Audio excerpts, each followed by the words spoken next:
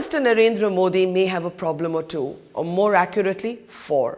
The first one was evident in his interview to news agency ANI. By ruling out an ordinance for a temple in Ayodhya, he could not have made the Sangh Parivar too happy. Remember what RSS chief Mohan Bhagwat had to say in December? अगर काम होना है तो सोचना चाहिए और जल्दी से जल्दी ये कानून बनना चाहिए, क्योंकि सब दृष्टि से श्री राम जन्मभूमि पर भव्य राम मंदिर का औचित्य सिद्ध हो चुका है. Well, soon after the Modi interview, there was a quick set of RSS tweets reminding the Prime Minister that voters expected the mandir in this term of his government. Now, given the furious whispers that the Sangh Parivar is not all that happy with either Narendra Modi or Amit Shah, the mandir issue has put the Prime Minister in a tight spot. Suddenly, Narendra Modi is not far-right enough for his core base and not centre-right enough for the non-Hindutva voters. Perhaps the Prime Minister knows that the mandir issue has diminishing electoral returns. Or maybe his hands are genuinely tied by the court process. But either way, the mandir issue, far from being a political miracle, has proved to be more of a hurdle than help.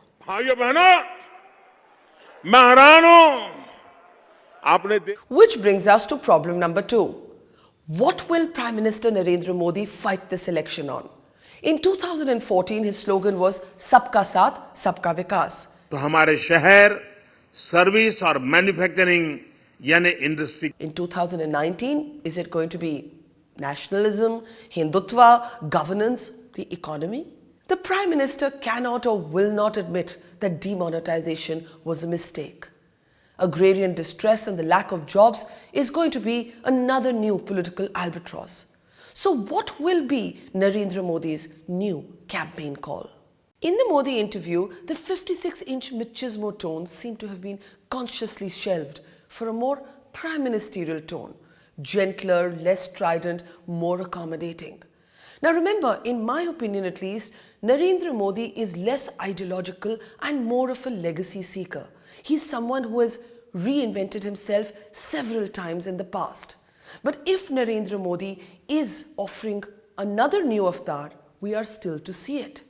If his aim is to woo centrists and fence-sitters, what will this new reinvented narrative be? So far, Modi has not offered one and will be judged on the promises he made in 2014.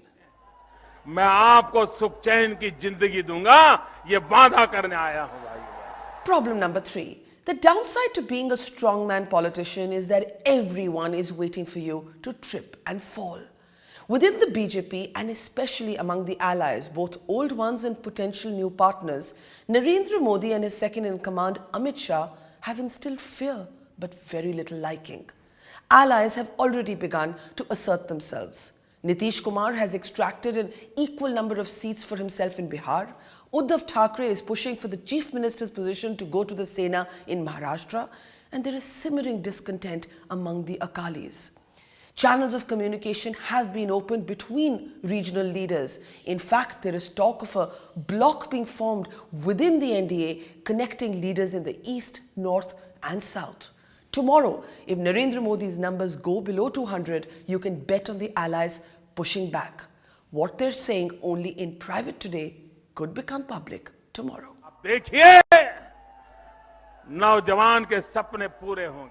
And finally, Narendra Modi's problem number 4, Rahul Gandhi. In the last few months, the Congress president has been setting the agenda and the BJP has been reacting and responding. In many ways, Rahul has used the Narendra Modi playbook against him.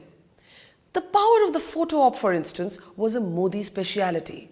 And then came the hug and the wink. And suddenly, Rahul Gandhi too had captured the headlines. If you needed the aircraft urgently, why is it that not a single Rafale aircraft has landed on Indian soil until today? The relentless focus on Rafale also seems to be working for Rahul Gandhi, at least at the level of political rhetoric.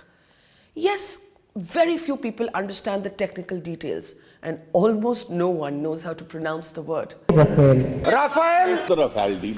Rafale deal. Rafale jets. But The debate in Parliament has succeeded in bringing the fighter jet deal back into the headlines, and Rahul Gandhi's strategy seems to be rooted in his earlier Soot Boot Ki Sarkar swipe.